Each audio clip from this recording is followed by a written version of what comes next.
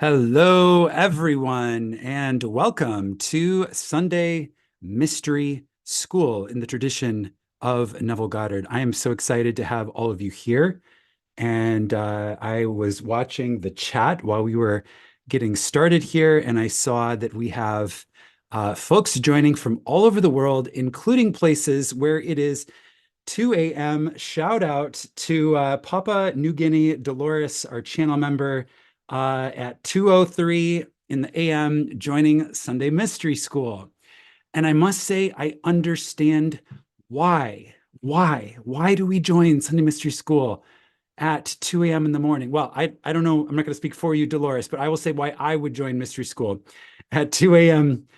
In the morning. And it's because these are conversations that mattered. So much of our time and energy in this world of Caesar is dedicated to exploring and educating ourselves on the so-called things of this world, meaning the sciences, or what we do in the outside world, our jobs, or like the way things work, or the systems of government, or the systems of corporations, or ideas and ideologies. And Mystery School, as you can tell, implied by the name, is not that. Mystery School is not that. Mystery School is about turning our consciousness and our awareness inward. It's about going within to explore the mysteries. Why do we call them mysteries? I think this is really important because Mystery School, I must admit, sounds pretty cool, but it asks the question, well, what is the mystery? Or if we can't just say what the mystery is, why is it called Mystery School? Well, I'm going to give you my perspective on why we call what we're going to study today the mysteries, and why this is Mystery School. And that is quite simply that there are certain things in this earthly reality that we feel like we've figured out, meaning that we have a pretty good understanding of what food, water, shelter, maybe a basic understanding of our relationships with each other. We're getting better, right? But there's also other things that will forever remain a mystery, meaning that there is no one answer that solves the problem. It's not a mathematic equation with a singular answer. It's one of those things where the more that you look into it, the more the answer expands. And that's why it's a mystery, because it's not easily solvable. It's something that we delve into, and that we explore over time. And over time, as we dedicate time and energy to exploring the mysteries, the whole idea is that it enriches our lives. We draw our attention inward to really ask questions that matter, such as, what is the nature of this reality? What does it mean to be consciousness? So welcome everybody to Sunday Mystery School, wherever you are joining all over the world. I trust that you are finding this to be an inspired moment. I hope wherever you are feeling inspired. I hope you are feeling blessed. I hope you're feeling full of life force energy.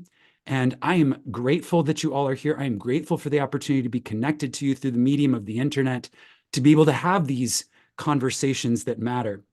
If you are with me on the YouTube live stream right now, go ahead and tap that thumbs up button if you are excited to be here on YouTube for Mystery School. And we do that to help other people who are in alignment with these ideas find this stream so that we can maximize our reach and join together. That's really what this is all about, because discovering the mysteries, exploring the mysteries can be a very individual, it can feel like it's an individual solitary journey. And the whole idea of bringing Sunday Mystery School to a public platform like YouTube is to make it more of a together journey. Like I was saying in my live stream earlier this week, I just did a Neville and Chill live stream, just kind of casual. I was talking about, anything that we can do that's fun, pretty much anything, is more fun with friends, more fun when we can explore it together. So, with other people who are like-minded in some way, meaning that this is a collaborative thing. Okay, so that's really why we're doing this. So if you're excited to be here on YouTube and to explore these ideas together, go ahead and tap that thumbs up button, help out the stream, help people find this exploration. And thank you for that. Okay, let me take a look at our chat here. Yep, we got people joining. Everything is loud and clear. Awesome. Okay. Fantastic. All right, so we're gonna get started with Sunday Mystery School. So for those of you that maybe you missed the introduction, which was admittedly a couple of weeks ago, I did the introduction on Easter Sunday, and then took a little bit of a preparatory break, did some travel. Now I'm back, and now we continue Sunday after Sunday after Sunday as a series. So this is the first one of the series. So if you missed the intro, I want to start just by doing a quick recap.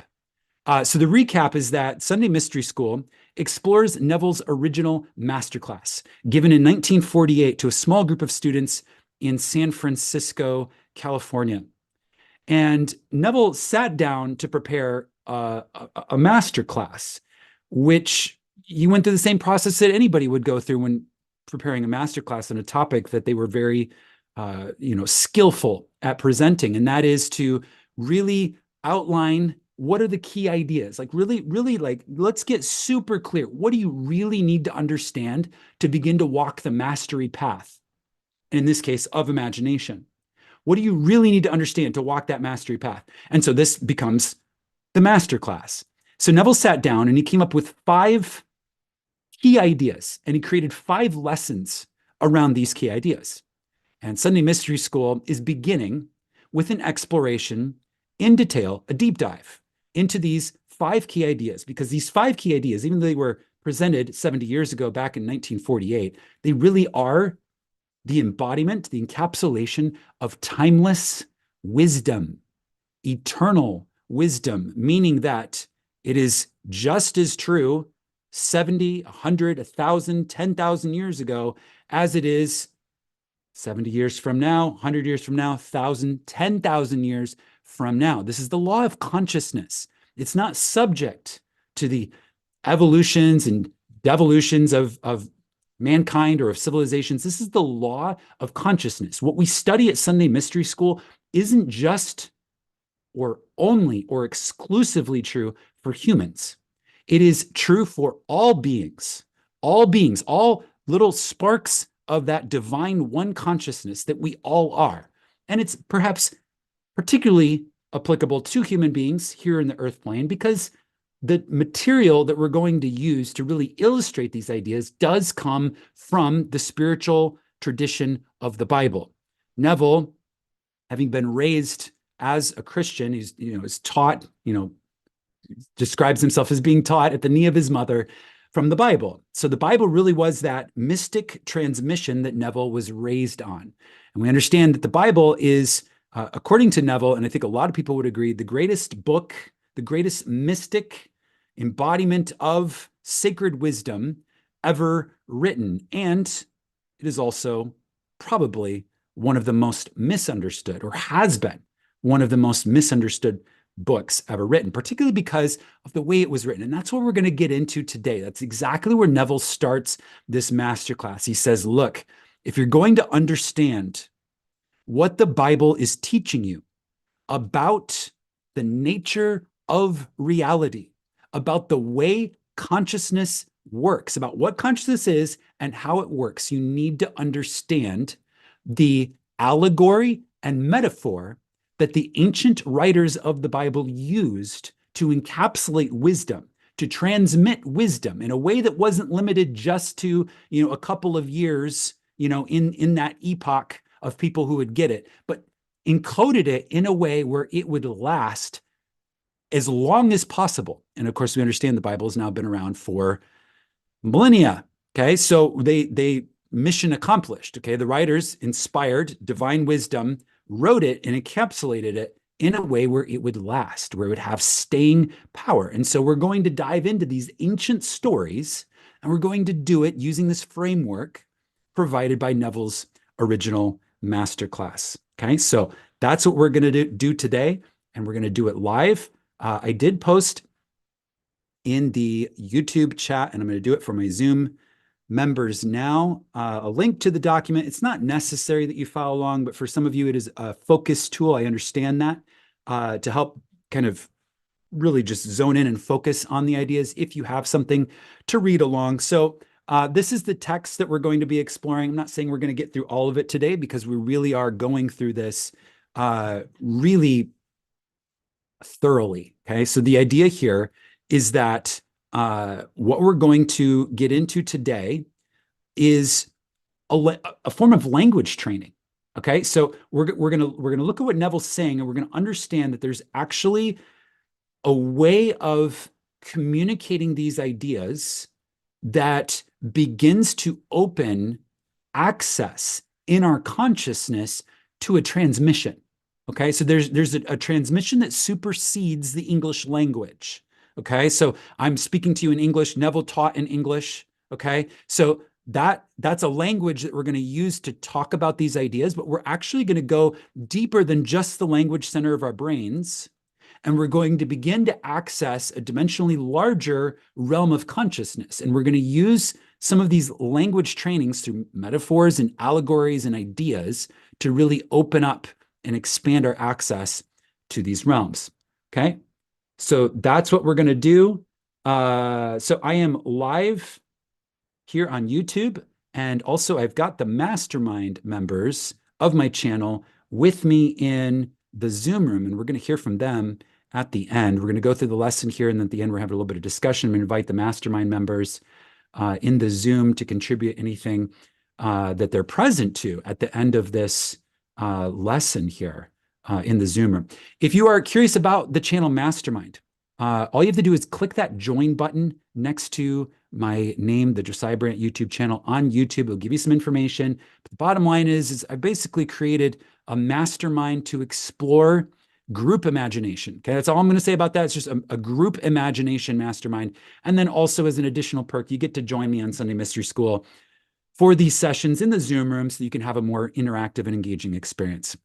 Okay, cool. So we're going to start by speaking a blessing over this gathering, over everyone who is present for this gathering, whether live or in the Zoom room, and also anyone who is connected through the recording. Okay, so this is just a way to bless, speak blessing, speak into existence, use our power to speak into existence, understanding that our words have power. So I invite you all to join me. We're going to draw our energy inward and draw our awareness inward and speak a blessing.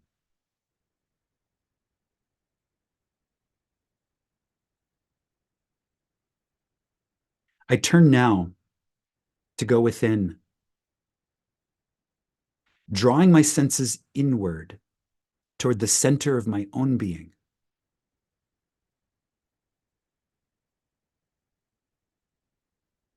I offer gratitude in this moment for the perfection that is this present moment.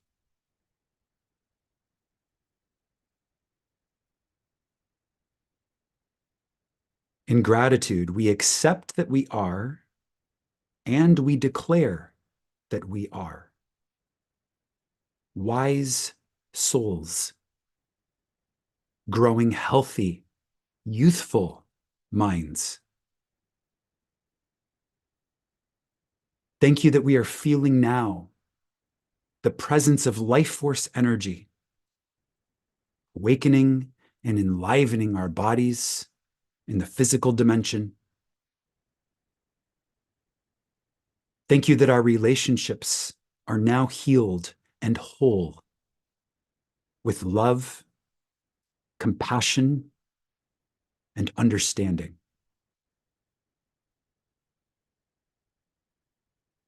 Thank you that we have humbly accepted our power and our responsibility to imagine wisely as sovereign co-creators of the world we share.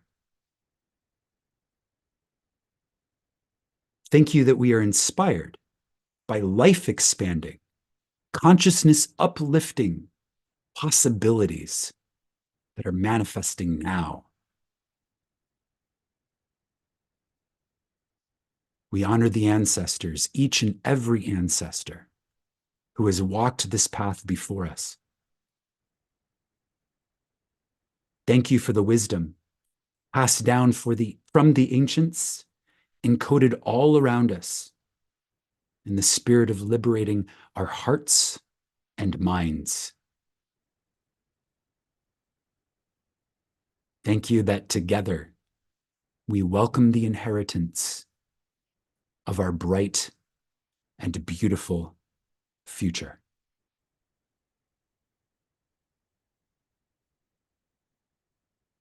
And so it is.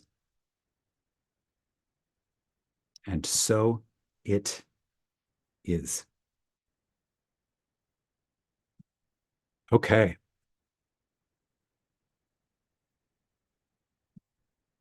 All right. So we've done a quick recap of that introduction to Neville's Mystery School. And now let's go ahead and get started with the text. Okay, so last week we talked about how Neville says this is going to be a very practical course. And we talked about how the utility of any spiritual practice is really found in how it applies to our daily quality of life. We are spiritual beings and we're having a physical experience. And the point of having the physical experience is to really express the spiritual beings that we are through the physical experience. So again, the utility of our spiritual practices can be found in how it enhances and enriches the quality of life that we experience in the physical dimension. And Neville very much understands this. And he says, this will be a very practical course. I hope everyone in this class has a very clear picture of what they desire. For I am convinced that you can realize your desires by the technique you will receive here in these 5 lessons. Okay. In our introduction to Mystery School, we talked about what is a true desire. We talked about illusionary desires. We talked about true desires. And I just want to re-emphasize the distinction. So an illusionary desire comes from the place of, usually in a very physical sense, like you're feeling very 3D, and you see something and you're like, oh, I want that, and I feel like I don't have it right now, and it's something that I want. So there's this idea of separation between you and what you see as being desirable.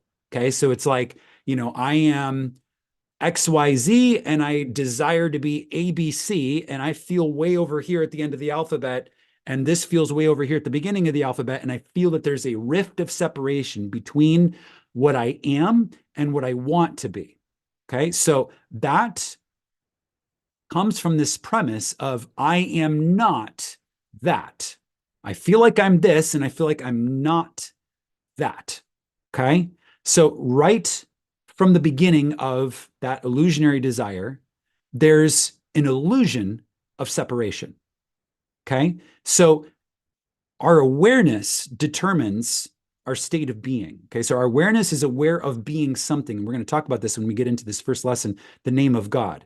Okay, so our awareness is aware of being something, but really what we need to understand is that our awareness being is the source. Okay, so just simply awareness. Consciousness is the source of our reality. So our awareness that we are is our consciousness, and our consciousness is the source of our reality. So a true desire comes from a place of saying, well, if I'm aware that it exists, then I must also be that.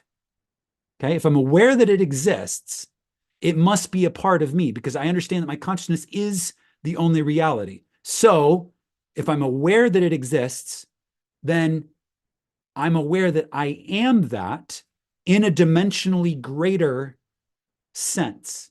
My dimensionally greater self encompasses that which I'm looking at and desiring. Okay, so a true desire comes from this place of, well, I have that, I desire to express it.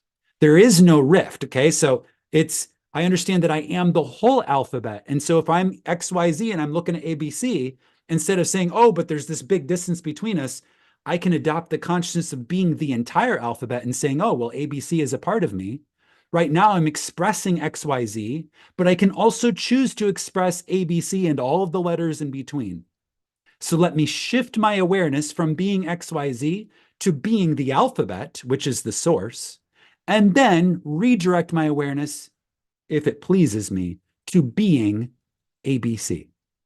I hope that that analogy of the alphabet and the letters lands with you, because it's a great way to understand what an illusionary desire is versus what a true desire is. And Neville says you must have a very clear picture of what you desire, because we're going to learn Sunday Mystery School exactly what the process is for shifting your awareness from being, in the analogy XYZ, to becoming the whole alphabet, and then redirecting it to express whatever you seek to give life to as the I am awareness that you are.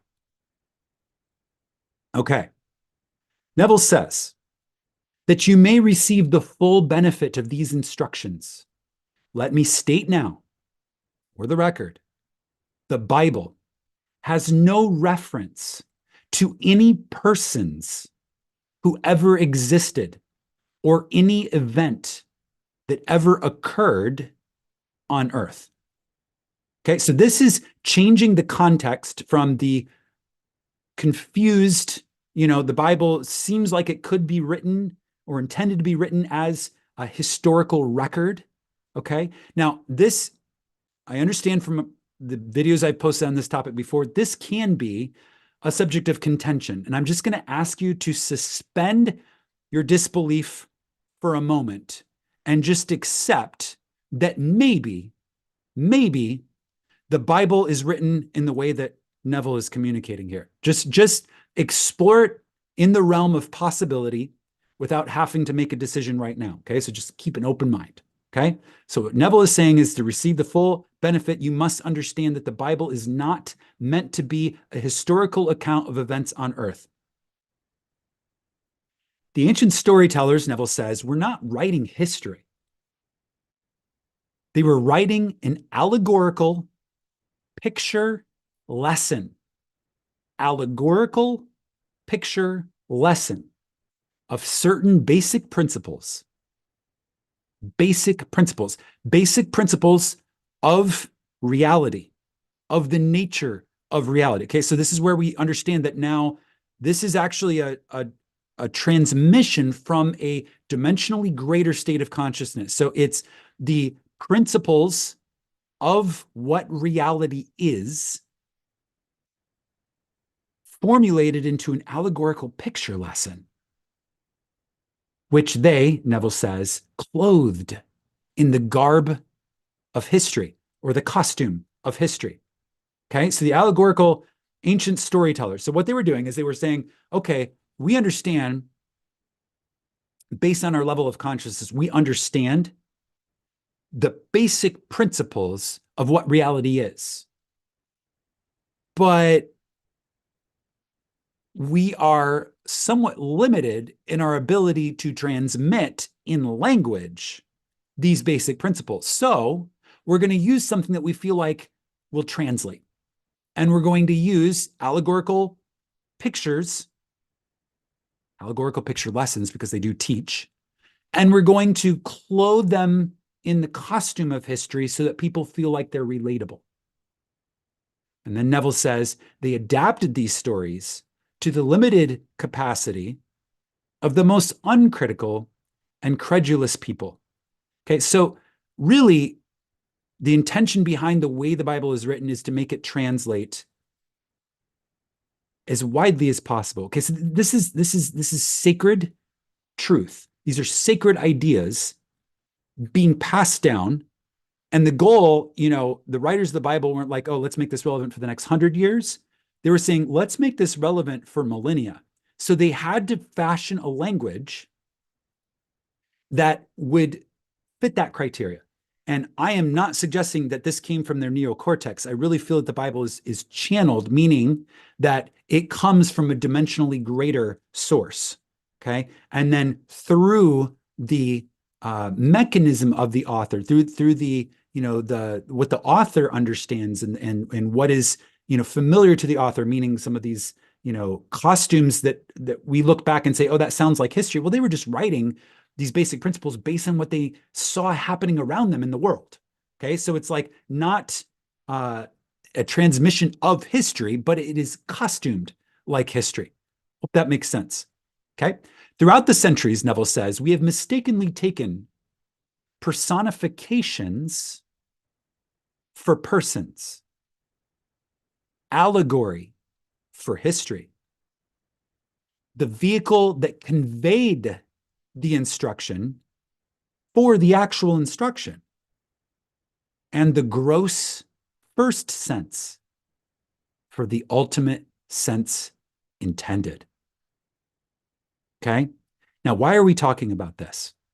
We're talking about this because coming up in the lessons here, Neville is going to share Bible stories, and he's going to give a completely dimensionally greater interpretation of the concepts being transmitted. He's going to interpret and translate these stories, and they're going to expand beyond what he calls the gross first sense and begin to embody a deeper mystical wisdom, a sacred wisdom. Okay, this is diving into the mysteries here. Let's talk a little bit more about this paragraph. The ancient storytellers were not writing history, but an allegorical picture lesson of certain basic principles. However, throughout the centuries, we have mistakenly taken personifications for persons. Okay, so there's characters in the Bible, there's these people, right? So what Neville is saying is that these people aren't intended to represent historical figures. What they are is they're personifications of principles. Now, I've been learning from Neville for several years now. And over time, this interpretation has clicked more and more for me to understand that people in the Bible are not people in history like Napoleon or, like ancient historical figures of significance. They are personifications of principles, concepts, and ideas that relate to what reality is, what consciousness is, and the manner in which consciousness is evolving to become aware of itself.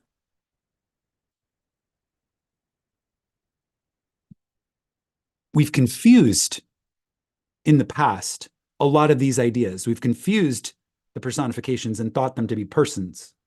We've confused the allegory, which is a story that teaches, with history. We've confused the mechanism that is supposed to transmit the instruction and thought that that was the actual instruction.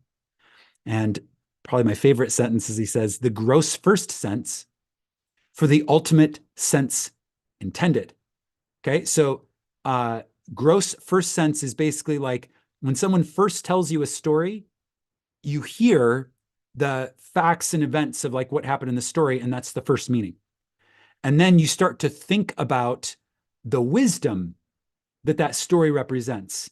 And then that is another layer to the story, right? So all good movies do this. There's like what's happening on the screen, and then there's like this larger conversation that all really well-written movies are playing into, and like a greater metaphorical meaning. And a really good movie, at the end of it, you're not just celebrating what happened on the screen, you're like sitting with it and being like, wow, that is really thought-provoking. It's making me think about, the nature of the ideas being presented and animated and dramatized on the screen. Okay, so that's exactly what's happening here. The ultimate sense is what we're looking for. The difference between the form of the Bible, the way that it's communicated, the initial transmission, the language, and the substance, meaning what is actually meant to be transmitted, the actual message itself, is as great, according to Neville, as the difference between a grain of corn and the life germ within that grain. Okay, so a grain of corn is an embodiment of life force energy. Okay, but there's like a lot of wrappers, right? So Neville says our assimilative organs discriminate between the food that can be built into our system and the food that must be discarded. So when I eat a grain of corn, my body digests and determines what is valuable for the body and what can be discarded. And so Neville is saying that our awakened intuitive faculties, which is exactly what we're doing here in Sunday Mystery School, we are awakening our intuitive faculties with the help of Neville's original Masterclass to discover beneath the allegory and parable, which are the wrappers of the candy, right? The treasure is buried and it's in a box. And we're going to remove the dirt, which is that gross first sense of the story. We're going to open the box, which is the wrapper, and we're going to get to the actual gems that are inside, which are metaphysical understandings, awarenesses, and realizations and revelations about what reality is and how to operate it.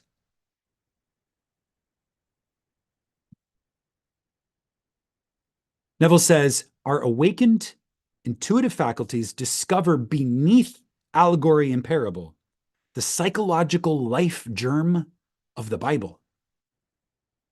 And feeding on this, we too cast off the form, the packaging, the wrapper, the dirt, and the container. Get rid of all of that, which conveyed the message, and we find the truth embodied in the tale. Neville continues. He says, the argument against the historicity of the Bible is too lengthy.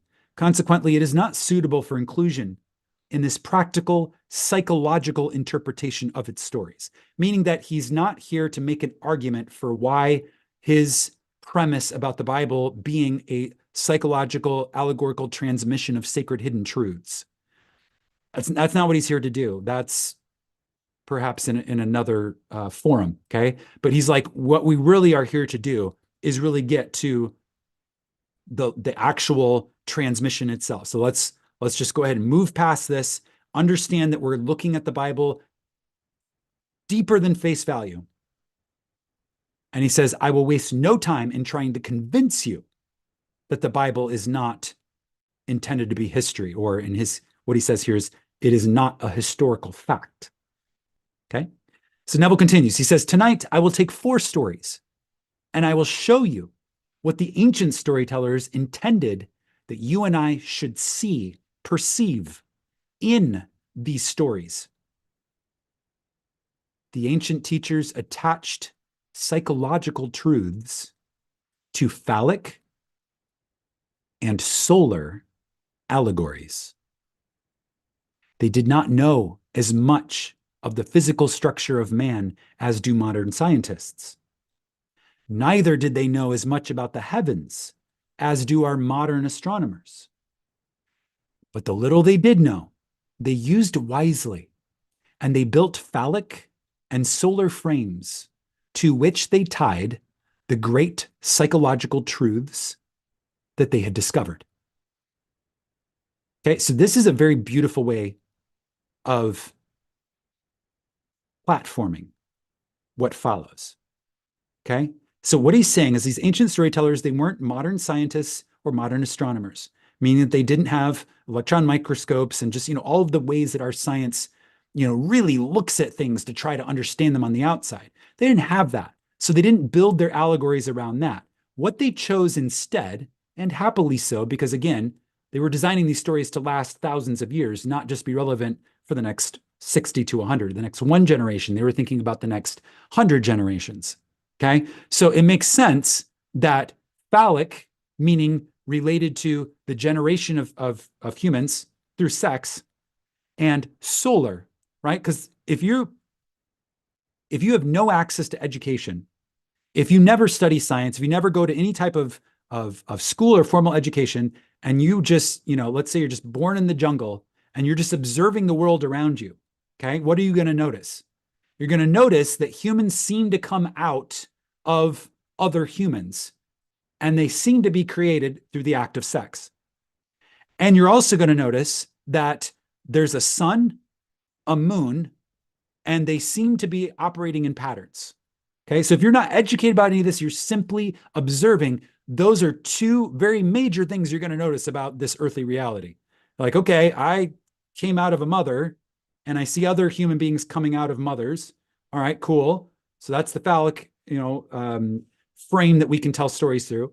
And then we see very basic observable astronomy. We see the sun, the moon, the stars. All right. So with those storytelling elements, we can now create dramas and dramatize a transmission about what the nature of reality is. So it's genius. In the Old Testament, Neville says, you will find much of the phallic worship is the word that he used. Because it is not helpful, I am not going to emphasize it. I shall only show you how to interpret it. Before we come to the first of the two psychological dramas that you and I may use in a practical sense, meaning applying to our lives, let me first state the two outstanding names of the Bible. The first name is the one that you and I translate as God or Jehovah. And then there's the second one that we call his son, which we have anglicized to the word Jesus. Okay? So Neville is starting this exploration by explaining to us through the eyes of the ancients what our two names are. Okay? Now, name is a reference point. Okay? So someone calls your name, you're like, huh, what? Right? So it gets your attention. Okay. So a name is a reference point. It's a handle. If I'm trying to talk about, an object, I can either describe it or I can give you a name for it. And if you've heard that name before, you immediately think of the object, right? So I could try to describe, this to you, this little black rectangular object, or I could just say, hey, I'm holding a remote control. Remote control is the name. Immediately you'd be like, oh, I know what a remote control is, right? So that's a name, reference point. And then the second thing that a name conveys is nature. Okay, so the name of something also conveys, particularly in sacred texts, sacred transmissions, name is equated with nature. So the name of something bears its nature. So it's not just what we call it, it also is a reference point for the type or sort of thing that it is, the nature of the thing. Okay. So what Neville is saying is that there's two names or two natures or two reference points that we need to be made aware of if we're going to understand the sacred transmissions encapsulated in the teachings of the Bible. And he says the first is you need to understand what the name of God is. And the name of God is both a reference point for the idea of God and also a revelation of the nature of God. And then the second is Jesus, which is the one that we call his son, which is a name, reference point for the idea of God having a son, and then also a transmission of the nature. What is the nature of this idea of God's son? Which is all transmitted through the name. Now, the ancients, Neville says, spelled these names using little symbols. Okay? Symbols. And this paragraph I find so fascinating. He says, the ancient tongue, called the Hebraic language, was not a tongue that you exploded with the breath. It was a mystical language never uttered by man. Those who understood it as mathematicians understand symbols of higher mathematics. It is not something people used to convey thought, as I now use the English language. Okay, so the English language is syllables, consonants, vowels that I explode with my breath. That's what I'm doing right now. I have syllables, consonants, vowels that make words, and I'm exploding them with my vocal box through the mechanism of my breath, speaking them out so that they vibrate the air, vibrate the microphone, make it all the way to wherever you are, come through your speakers, reach your ears, vibrate your eardrums. You're able to interpret those vibrations, use your language centers to interpret the meaning. Okay, so it's an exploded language. That's not, according to Neville, what the ancients were using to encode these messages. The ancients were writing the formula for reality using symbols, and these symbols had mystic meaning. So just as a mathematician would use symbols to encapsulate advanced mathematic concepts, calculations, or reference points, these ancient teachers were thinking that way. Okay, so they weren't stringing together thoughts linearly like languages do, like our current language does. They were transmitting through symbols. These ancient teachers, Neville said that the name of God was spelled Yod, Hey, Vau, Hey. Okay, so that's the 4 symbols. And Neville says, I shall take these symbols, and in our normal, down-to-earth language, I will explain them in this manner.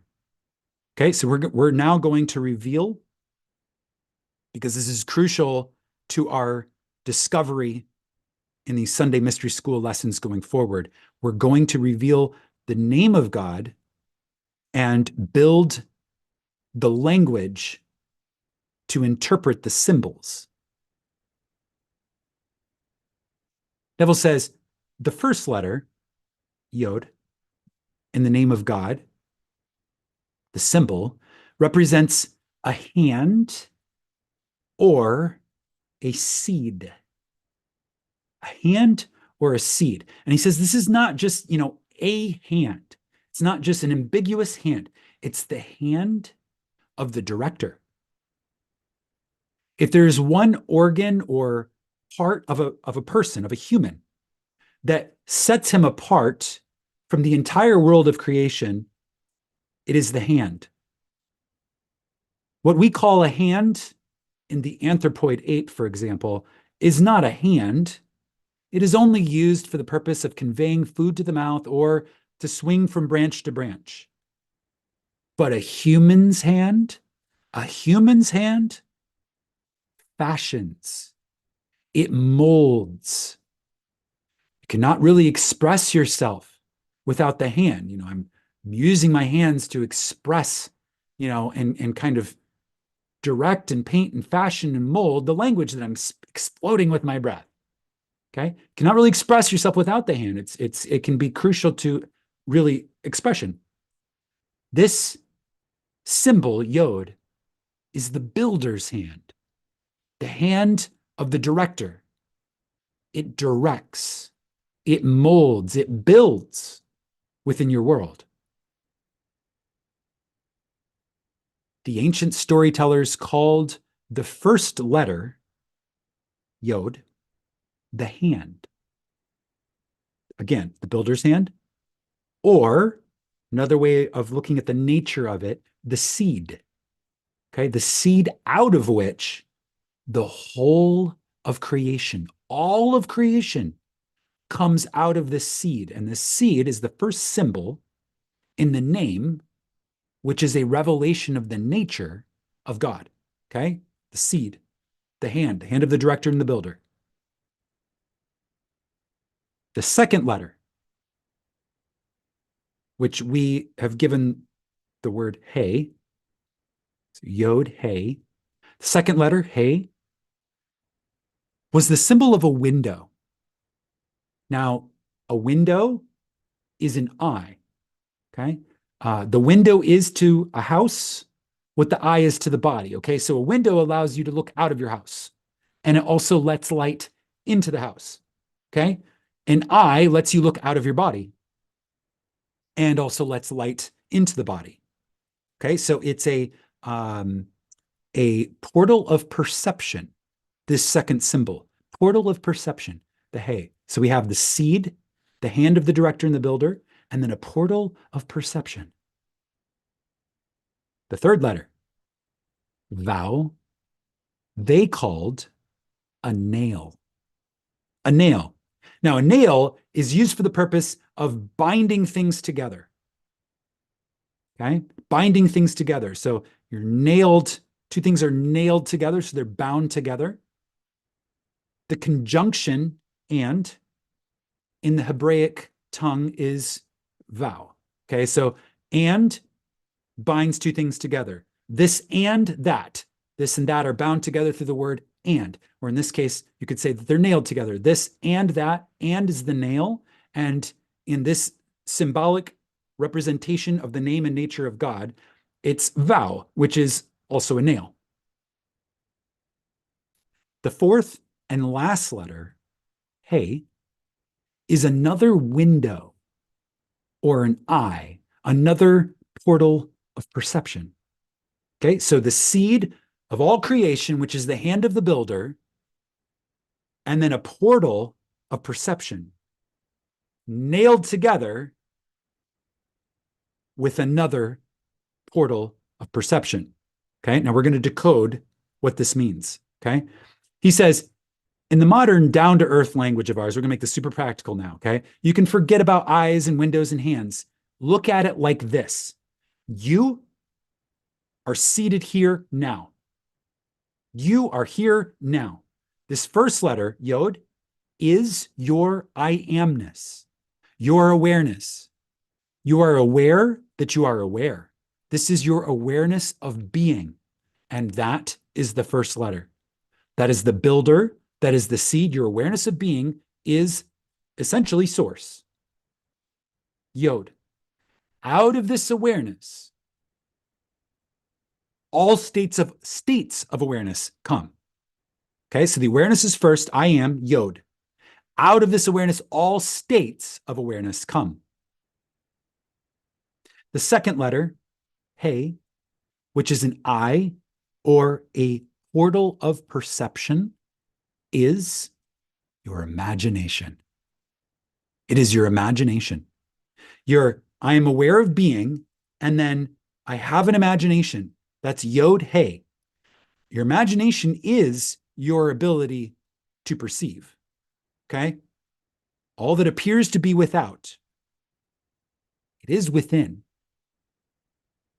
Everything on the outside, the world of mortality, is but a shadow of what is on the inside. So the inside refers to your imagination. Everything that you can perceive is in your imagination. You imagine or perceive, Neville says, something which seems to be other than yourself. Okay, so your I am awareness, you have imagination, and then you see something which appears to be other than yourself. That could be an object, that could be another person, that could be, something that appears to be over there. As though you were lost in reverie, Neville says, and contemplated mental states in a detached manner, making the thinker and the thoughts separate entities. Okay, so I am simply aware of being, and then I have this imagination. And in the imagination, those are my thoughts. So I am here, and my thoughts are in my imagination. So we are separate entities. That's the illusion that we are separate entities. Now, the third letter, Neville says, vowel, is your ability to feel that you are what you desire to be. The third letter, vowel, is your ability to feel that you are that which you desire to be. As you feel that you are it, you become aware of being it. He says, to walk as though you were what you want to be is to take the desire out of the imaginary world and put the vow on it. The nail. Do you see what we're building here? So it's your I am awareness, your portal of perception which is imagination, and then we're nailing through feeling a state to your I am awareness and that portal of perception, which is your imagination. You're nailing a state, you're conjoining a state to your imagination. He says to walk as though you were what you want to be is to take your desire out of the imaginary world, put the vow, the nail upon it, and then you have completed the drama of creation, which is symbolized like a mathematician symbolizes advanced mathematical formulas. It's symbolized in the name of God, which is a revelation of the nature of God. So this is the drama of creation symbolized in the name of God. You have completed the drama of creation when you go through these steps. I am aware of something. Then I become aware of actually being that of which I was aware. The fourth and last letter in the name of God is another eye, another window or portal of perception. And Neville says, this means that the visible objective world, which is my mirror world, the mirror of my external reality, constantly bears witness or reflects back to me that which I am, the seed, the hand, the builder, awareness of being, conscious of being, meaning in imagination, what is nailed to that imagination is what projects into the mirror world. So that's what is reflected back to you. The visible, objective world constantly bears witness of that which I am conscious of being. Neville says, you do nothing about the objective world, meaning there's nothing to change on the outside, not according to this formula, which is a revelation of the name and nature of God. There's nothing to change on the outside.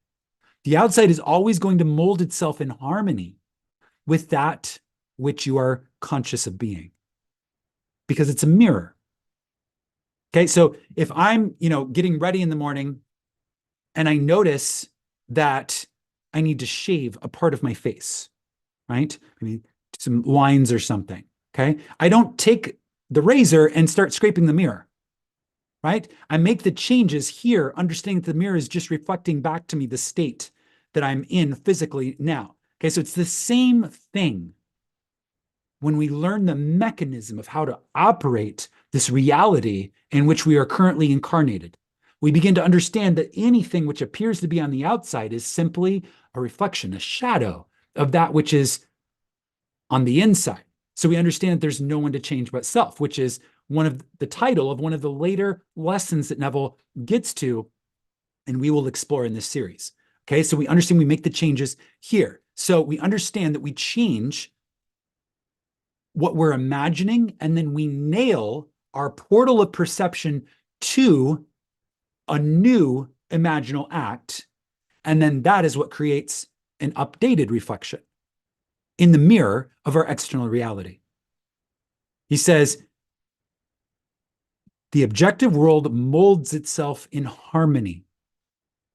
It is harmonious with what we are conscious of being.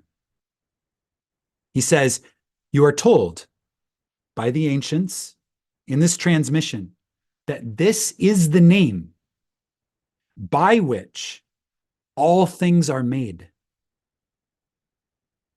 And without it, there is nothing made that is made, meaning that there is no exception to this rule.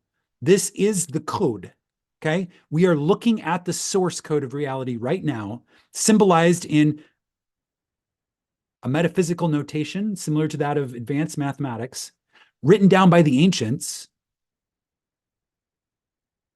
to transmit to us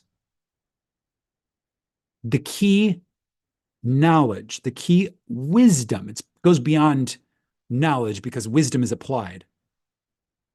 And applied wisdom is wealth. Okay, so this is our inheritance, particularly when you understand how powerful this is. There's nothing more important than learning how to do this, how to operate the mechanism of reality itself. Like that's the path of mastery. That's a whole nother level. Okay, there's people, trying to grind it out, trying to change the mirrors. Okay, great, but that's, futile. That's not actually going to yield the results. There's another way of doing things. Another way of doing things is to understand what the mechanism of reality creation is. We understand what the outside world is. When we understand it's truly a reflection of the internal world, we understand there's nothing to grind out in the outside world. The only thing to ever do is to adjust that portal of perception within our own awareness. We do this by drawing our consciousness inward. Okay? So Neville says this is the name nature of God. And of course, God is the creator. So all things that are made this way. And without it, there is no exception. There is nothing that is made that is not made this way. This name is simply what you have now. Okay, this isn't something to aspire to. This is what it is. This is the way reality is. As you are seated right here, right now, this is simply what you are. This is simply what we are. We are conscious of being, are we not? Certainly we are. We are also conscious of something that is other than ourselves, meaning the room, the furniture. So there's some semblance of a cubic reality around us. Cubic, 3D. Some semblance of a cubic reality around us. Well, that's encoded into the name of God. The room, the furniture, the people. And he says, you may become selective now. Maybe you do not want to be other than what you are. Maybe you do not want to own what you see. But you have the capacity to feel what it would be like were you now other than what you are. Okay, so he's saying maybe you do not want to be other than what you are. Okay, so a lot of us created a mirror world for ourselves to live in unconsciously, meaning we didn't understand at the time when we were, making moves in imagination, we didn't understand that this was the code, the source code. We didn't understand that we are the source code. So we unconsciously created things based on what was happening in the dream, rather than becoming and reclaiming the power of being the dreamer, being the observer, being consciousness itself, and then becoming awake and aware or lucid in the dream of life, and then making a different decision. So a lot of us, we created a reality unconsciously, and now we're in the process of recreating our reality with consciousness. And that's exactly what these lessons are here for, is to help us anchor and ground into this idea of consciously creating our reality. That's why he says you may become selective now, as you assume that you are what you want to be by becoming it on the inside. And I want to make an important point here. This is very important.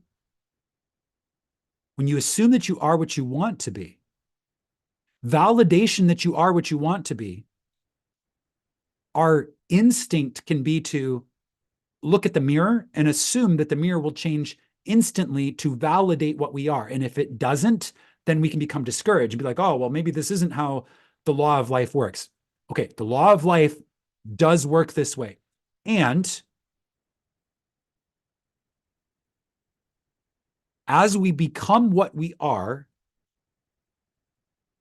and I'm pausing because I'm realizing I'm kind of getting ahead into the next lesson, because we're about to learn what the name of Jesus is, like the anglicized name of Jesus, the code, the metaphysical notation is going to reveal this. I'm kind of giving a preview to next week's lesson.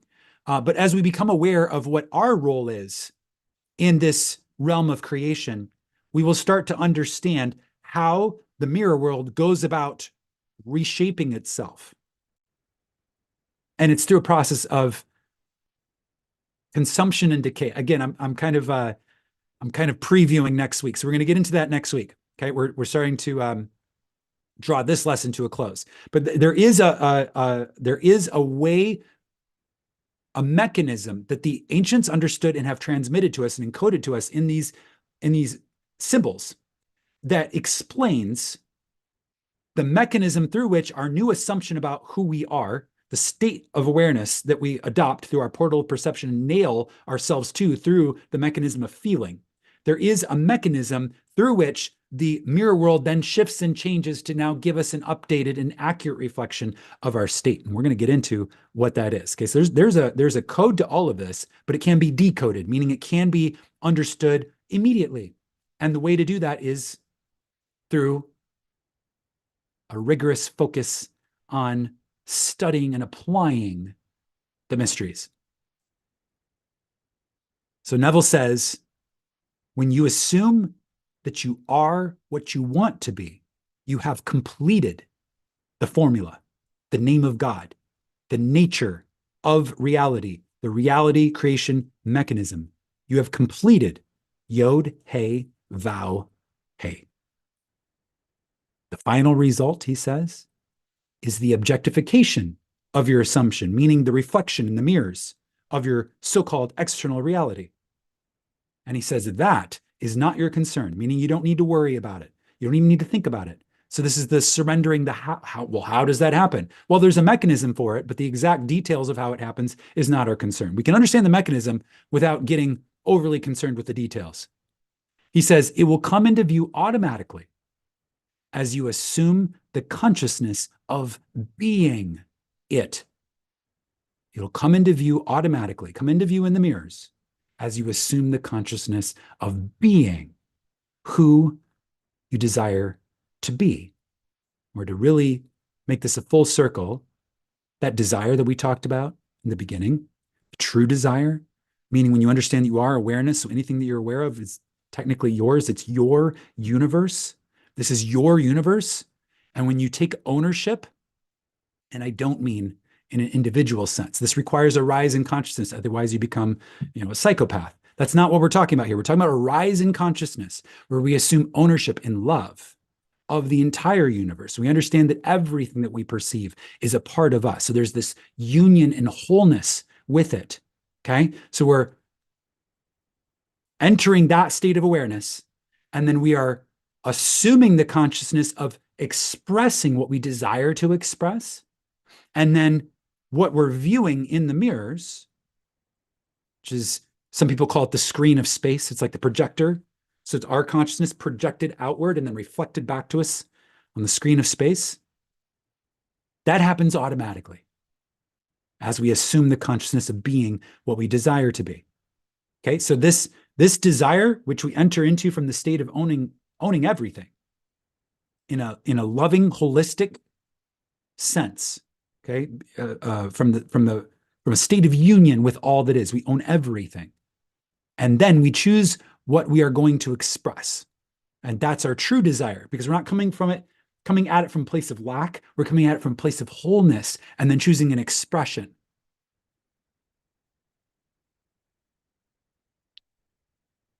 Okay, so that's the first section of this mystery school teaching. Okay, and we're keeping these concise because there's a lot here, and the goal is not to rush through it, but rather to absorb. This is a vibe. There's the language that I'm saying, and there's also a multidimensional metaphysical transmission that is occurring in this space. So we're going to soak in the vibes. We're going to let it digest, let that nourishment, discard the wrappers and the packaging and get to that life germ, as Neville calls it, life force energy encapsulated, the sacred wisdom and truth encapsulated in the center of it.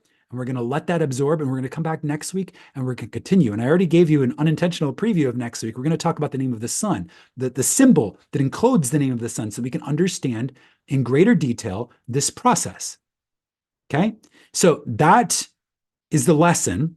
Now I'm going to open up to the Zoom room and invite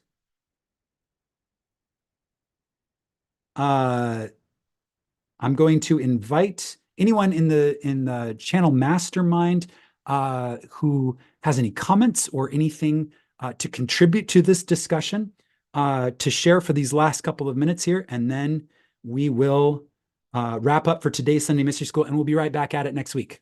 Okay, so in the Zoom room, hello, Mastermind members. I got a bunch of you gathered here. You can just go ahead and unmute yourself, and let's have a little conversation here. Hi. Hello, Lana. Yes. So I have a question. Yes. So why is there a lag time within the 3D? hmm Lag Okay, time. that's a fantastic question. So, the first answer is there doesn't necessarily have to be. The second answer is that it seems like a lot of times there is. Okay, so I'm just kind of observing there. It's not really an answer, more of an observation. We're going to get into that a little bit more next week. And then also, as we get into thinking fourth dimensionally, we'll explore it further. But I'm just going to say, hopefully, without diving too deep here, I've been following a physicist, and he was talking about how everything that we perceive is actually on a lag. There's like in a physics sense, everything is in a lag because of the speed of light. So like really, even what we're seeing in our 3D reality is perceived on a delay. So there's like a delay built into everything. So that's so I would say that even from the science of physics, there is theoretically a delay kind of built into everything. And then I've also heard some wisdom teachers say that the delay is actually grace because sometimes we make an imaginal act that we don't mean, meaning that, in a moment of intense emotion, we might lash out and then later really regret it. And so the delay gives us an opportunity to correct a misstep before it, like if everything was instant manifestation, that could be a very difficult, even more dense and difficult reality to live in. So the point here is sustaining the feeling. So again, it's not just let me feel what I want to manifest once. And Neville says this too. He says, rehearse it over and over and over again. It's like, I am this. So you actually assume it, move into it, and then you move through that delay time, whatever it be, if there is any at all. I'm not saying it has to be a delay. I'm just saying if there is any, you're sustaining the feeling, overcomes the delay, and then it reflects in the world. So that's what I can say now, and then we will examine the mechanism further going forward. Thank you so much. Awesome. Thank you. That was a great question, Orlana. Mr. Mike, go ahead. Well, hey, Josiah, that was power packed and a lot to take in, and it landed quite well. And I just want to be able to see if I understand this correctly. Yeah. So we have the awareness of being, and then we have a desire in which it's our job to be able to create that in our imagination, so within, and then we add the feeling of feeling living from the end of that desire of who we want to be is the vow, the feeling, which is the portal of perception we create within, which I appreciate that portal possession of perception is such a powerful concept. Mhm. And with the marriage of the feeling within the desire of who we want to be, that outputs the now new portal of perception that we live from, of the feeling of the desired reality, and then we wait to that expression objectified in the world. Is that kind of what am I landing there with my You're on it. perception? Yeah. Yep. Yeah. Yeah. So I understand that the concept is a little thick because we're really diving in deep to we're talking about metaphysical notation, like symbolism, right? So we're really going deep on this, but to really simplify it, that is the core idea here. It's I am aware of being, and I'm aware that I can be aware of being something. And so what I choose, so there's a difference between daydreaming and just thinking of something and thinking from something. So when I think from a state, I am nailing my awareness to that state. And then it's like if you were the author and you were writing a screenplay, you have the perception of the author, meaning you can kind of just look at these different characters operating in this imaginary world that you've created for your characters, right?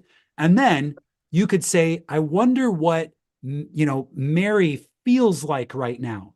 And then in your imagination as the author, you could become Mary and start to live through Mary's eyes. Okay, so that's nailing through feeling yourself to a character.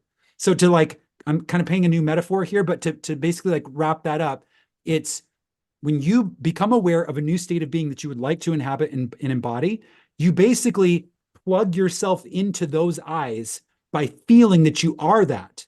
And then the eyes that you're looking through determine what you see in the world around you, right? Because the eyes are your state. So some people even some wisdom teachers even refer to the eyes as projectors, right? So it's like I'm projecting out. We think it's out here, but we're actually projecting out. We're the source of what we're projecting out, projectors. So you install the eyes associated with that state of being, and then you can see the world that is in alignment with that state of being.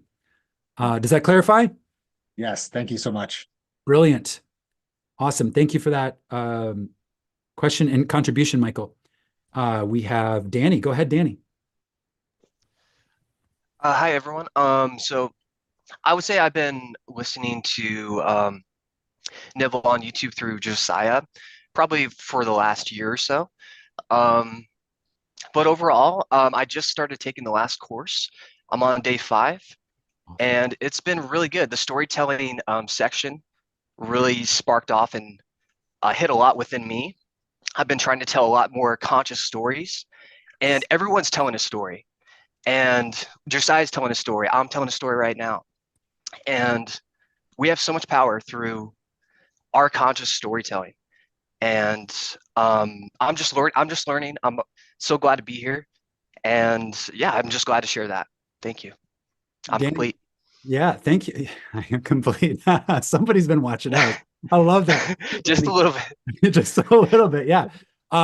That's brilliant, Danny, and thank you for that contribution. Also, it's really nice to see your face. I did see that you joined the last course on the School of Imagination. But to have a chance to meet you really quick, awesome, welcome, and I'm so glad that you're enjoying it and getting a lot of value for it. And a great contribution there too, just to remind that the power, our creative power, is rooted in the story that we tell.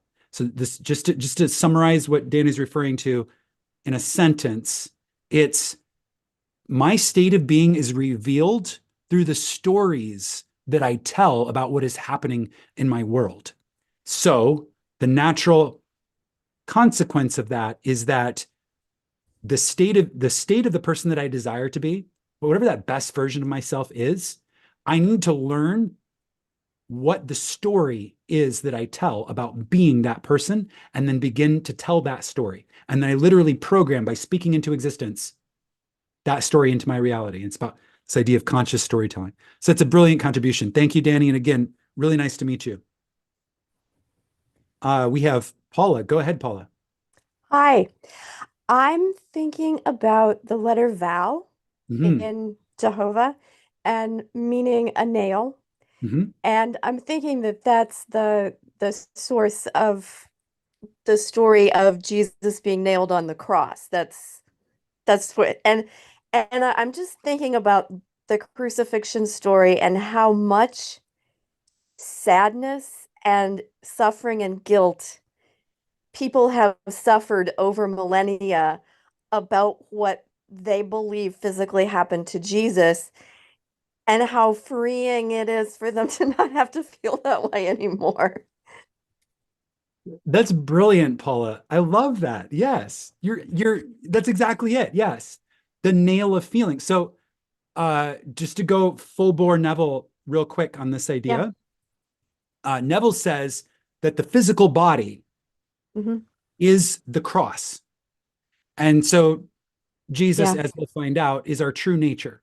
Okay. Yeah. So Jesus is nailed to the physical body through healing. Right. So we're crucified with Christ. Right. I mean, that's a biblical, that's a Bible verse right there too. I am crucified with Christ.